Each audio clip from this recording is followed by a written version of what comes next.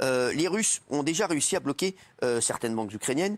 Est-ce qu'ils seraient capables, aujourd'hui, les hackers russes, de tout bloquer et de bloquer Internet, de bloquer l'électricité en Europe et partout? Je pense que oui. On a vu déjà en 2015 que la Russie avait fait sauter l'électricité pendant plus de 6 heures pour une région ukrainienne. 200 000 personnes avaient été touchées.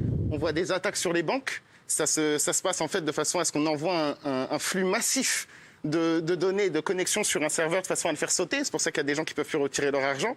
Les banques ont peur aussi derrière. Bien sûr, je pense qu'il faut réaliser aujourd'hui qu'une guerre en 2022, ça joue sur deux fronts. Il y a le plan militaire, vous en avez parlé, il n'y a pas d'interaction de troupes, mais il y a aussi le plan cyber.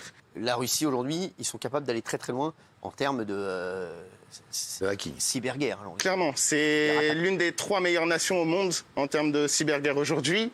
Ils peuvent faire énormément de choses, que ce soit de la surveillance sur les réseaux sociaux, que ce soit essayer d'hacker des caméras de sécurité. Il y a énormément de choses qui sont faites en fait de façon... C'est une guerre d'intelligence en fait, de renseignement. Et aujourd'hui, tout passe par Internet. Alors, Sergueï, on va voir. Vous allez nous expliquer aussi pour l'électricité dans un instant, parce que ça peut concerner tous les Français. On peut se retrouver sans électricité, ce serait fou.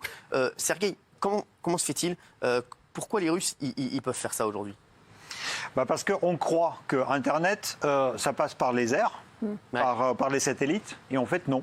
Ça passe par 90% du trafic passe par les câbles. Par en dessous, comme la semelle. Parce que, en fait, le câble, c'est la fibre optique, donc ça va à la vitesse de la lumière. Parce que quand ça passe par l'air, on perd énormément en vitesse. Donc on a trouvé ces solutions-là, mais la faiblesse, c'est aussi la même.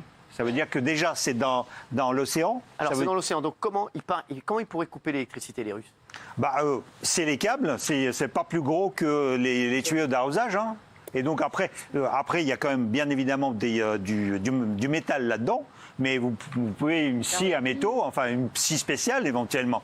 Et boum. Est-ce que tu penses que c'est c'est Poutine qui peut donner cet ordre? Non, mais n'importe qui. À la limite, d'autres puissances peuvent aussi le faire. Mais disons que Poutine, on sait que c'est quand même quelqu'un qui se dit « vous m'emmerdez, je vais vous emmerder ». Et donc ça c'est une faiblesse parce qu'il sait très bien aussi que nos sociétés maintenant sont tellement interconnectées que si on fait ça, tout est régi par l'électricité et par Internet. Alors, Rabin des Bois, hacker, Rabin des Bois, c'est quoi l'histoire? Alors, les câbles sous-marins, en plus de représenter Internet, c'est aussi tout ce qui est transactions bancaires. Aujourd'hui, le réseau SWIFT passe par ça. Oui, la Russie peut se dire, j'envoie des hommes couper le câble et... Non, pas des hommes. Ça demande quand même de l'équipement assez conséquent parce que des fois, c'est très profondément. Et donc, il faut avoir quand même des bathyscaphes, des sous-marins qui peuvent aller jusqu'à 6000 mètres de profondeur. Ils peuvent le faire. Ils peuvent le faire. Ils ont les moyens de le faire. Ils ont déjà fait. Ouais, alors, ils ont déjà fait pour l'Ukraine, ils ont déjà... Attendez, on a la preuve d'histoire. Merci. Non, mais c'est vrai qu'en août 2021, on a repéré un sous-marin, un navire russe, exactement, qui était en train de repérer ces fameux câbles. C'est un navire espion qui était en train de repérer ces fameux câbles. Et Zelensky a demandé d'ailleurs à Elon Musk un plan B au cas où, avec un maillage satellitaire. Oui, j'ai une question pour Sergueï. Est-ce que c'est vrai que les sous-marins russes sont d'ores et déjà basés, positionnés à des endroits stratégiques pour pouvoir rapidement couper les câbles? Absolument. Absolument. C'est incroyable. Absolument. Ils sont déjà. Non, mais ça, c'est une vraie info.